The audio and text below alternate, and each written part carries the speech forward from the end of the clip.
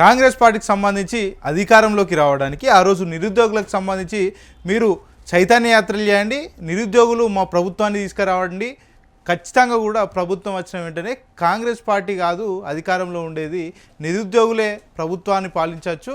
మీ ఏవైతే మీకు డిమాండ్స్ ఉన్నాయో అవన్నీ కూడా పూర్తి మొత్తంలో మేము హామీ చేస్తాం. ఖచ్చితంగా ఏడాదికి 2 లక్షల ఉద్యోగాలు ఇస్తాం. అదేవిధంగా జాబ్ క్యాలెండర్ కూడా రిలీజ్ చేస్తాం. దీనివల్ల కూడా నిరుద్యోగులకు సంబంధించి కూడా చాలా వరకు ఉపయోగం ఉంటుంది. మరోవైపు ఎవరైతే నిరుద్యోగులు ఉన్నారో మా ప్రభుత్వం ఉన్నంతసేపు కూడా వాళ్ళకు నిరుద్యోగ భృతి 4000 ఇస్తాం. గత ప్రభుత్వం కూడా మిమ్మల్ని పూర్తి మొత్తంలో మోసం చేసింది.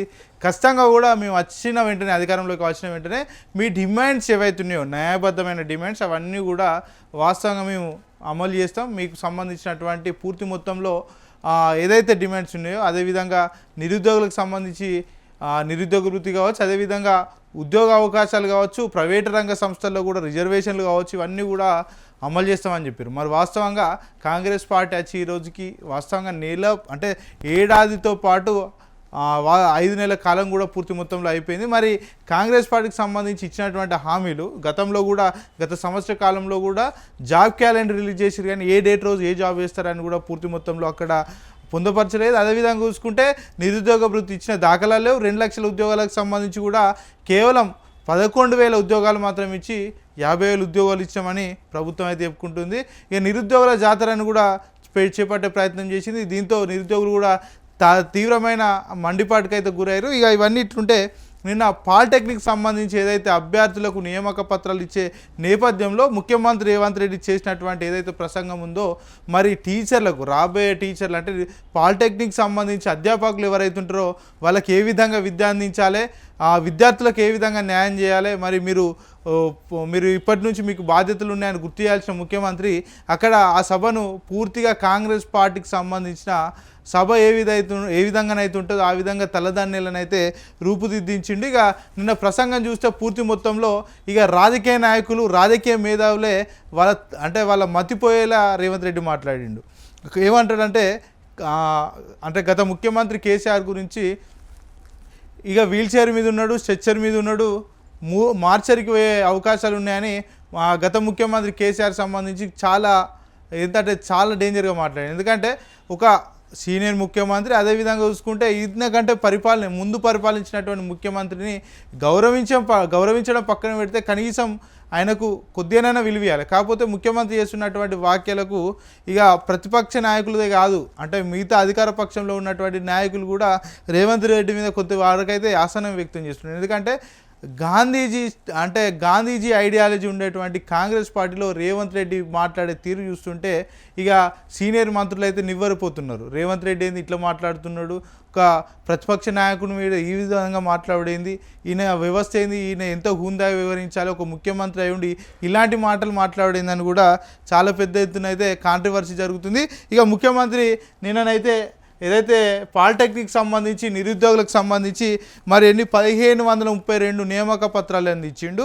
ఇప్పుడు మార్చి నెల మధ్యకాలం ఉంది. మరి మార్చి నెల మధ్యకాలంలో వచ్చినా కూడా ఇప్పటి వరకు కూడా ఆయన ఇస్తానన్నటువంటి 2 లక్షల ఉద్యోగాల్లో కేవలం 1532 ఉద్యోగాలు మాత్రమే ఇచ్చిండు ఇప్పటి వరకు నియామక పత్రాలు. ఇక రాబోయే రోజుల్లో ఎన్ని ఇస్తాడో చూడాల్సిన అవసరం ఉన్నది.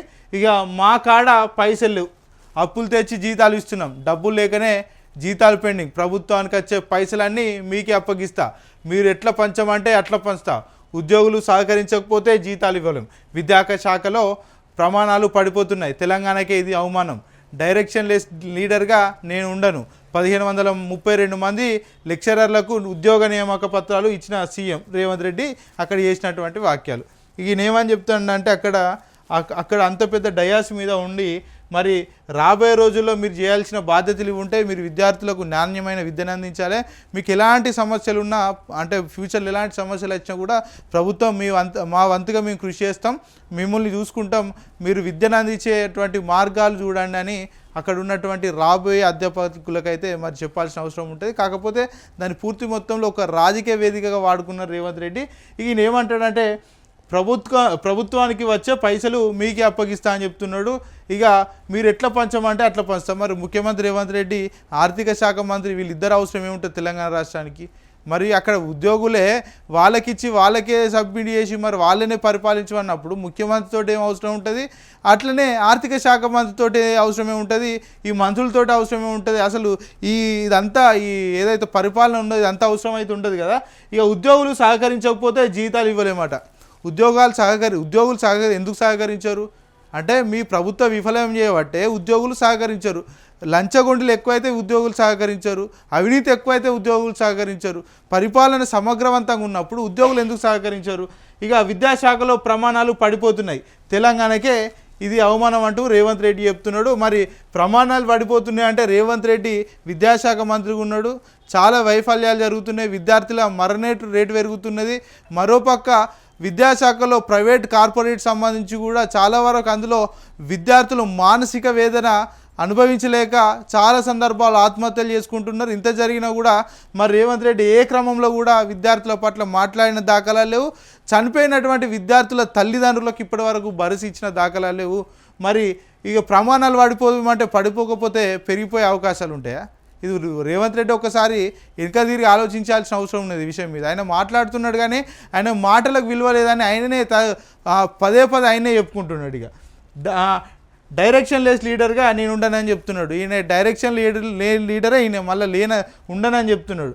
ఇక ఏడాది కాలంలో అంటే 15 నెలల కాలంలో ఏదైతే అంటే ఈ ఏడాది కాలంలో అంటే 2025 సంబంధించి రెండో ఏడాది నడుస్తున్న క్రమంలో 1532 ఉద్యోగాలు ఇచ్చిండు. అంటే 12 నెలల కాలంలో సుమారు 3 నెలలు అయిపోతున్నది. మరి ఇప్పటికీ 2 లక్షల ఉద్యోగాలు కేవలం 1532 ఉద్యోగాలు మాత్రమే రేవంత్ రెడ్డి నియామక పత్రాలు ఇచ్చిండు. మరి రానున్న రోజుల్లో ఇంకెన్ని ఇస్తారు, మరి ఇస్తారా ఇయ్యరా, గిట్లనే కాలం గడుపుతారా అనే ఆలోచనలో కూడా నిరుద్యోగుల్లో ఉంది.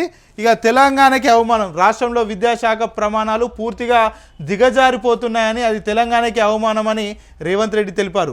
ఒక విద్యార్థిపై ప్రభుత్వం 80,000 నుంచి 1,00,000 వరకు ఖర్చు చేస్తుందని, దీంట్లో అత్యధికంగా ఉపాధ్యాయుల జీతాలకే ఖర్చు పెడుతున్నామన్నారు. విద్యాశాఖలో దేశంలోనే చివరి నుంచి 2వ స్థానంలో తెలంగాణ ఉందని, ప్రతి ఏడాది విద్యార్థుల చేరిక తగ్గుతూ వస్తుందని ఇది అవమానం వ్యక్తం చేస్తున్నారు. ఇక వాస్తవాలు అంచనా వేసుకొని భవిష్యత్ ప్రణాళికలు నిర్ణయించుకున్నప్పుడే తెలంగాణలోని విద్యా ప్రమాణాలు పెంచుకోవడానికి ఉపయోగపడుతుందన్నారు. ఇక ప్రమాణాలు మెరుగుపడాలంటే ప్రభుత్వం వైపు నుంచి సరైన డైరెక్షన్ రావాలన్నారు. లీడర్ లీడ్ చేసినప్పుడే సరైన మార్గంలో నడుస్తున్నారని, లీడర్కే డైరెక్షన్ లెస్గా ఉంటే గమ్యం తెలియదన్నారు. నేను డైరెక్షన్ లీడర్గా ఉండనని రేవంత్ రెడ్డి తెలిపారు. ఇక రేవంత్ రెడ్డి మరి ఆయన ఏ విధంగా మాట్లాడుతున్నాయి, నిన్న మానసిక పరిస్థితి ఏ విధంగా ఉన్నదనేది చాలా పెద్ద ఎత్తున అయితే మరి ఆలోచించాల్సిన అవసరం. ఎందుకంటే రేవంత్ రెడ్డి మరి ఈ విధంగా మాట్లాడడం ఏంది, మరి ఆయన ఎందుకు అట్లా మాట్లాడుతున్నాడు? ఒక డైరెక్షన్ లీడర్గా ఉండనని ఆయన చెప్తున్నాడు.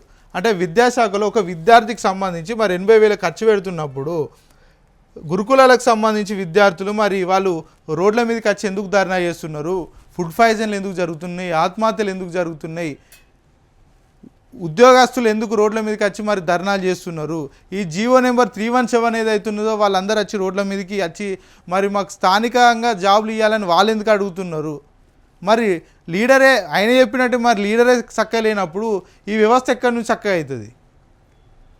ప్రతిరోజు కూడా ఏదో ఒక గురుకులాలు చూసినా కూడా ప్రతిరోజు కూడా న్యూస్ పేపర్లో కావచ్చు, సాంఘిక మాధ్యమాల్లో కావచ్చు, ప్రతిరోజు చూస్తున్నాం విద్యార్థులు ఫుడ్ పాయిజన్లు జరుగుడా, లేకపోతే పాము కాట్లు గురవుడా, లేకపోతే ఇంకో విధంగా చనిపోవడా, ఇంకా చాలా వరకు ఆత్మహత్యలు జరుగుతున్నాయి. మరి ఇవన్నీ ఎందుకు జరుగుతున్నాయి అర్థం కాని పరిస్థితి.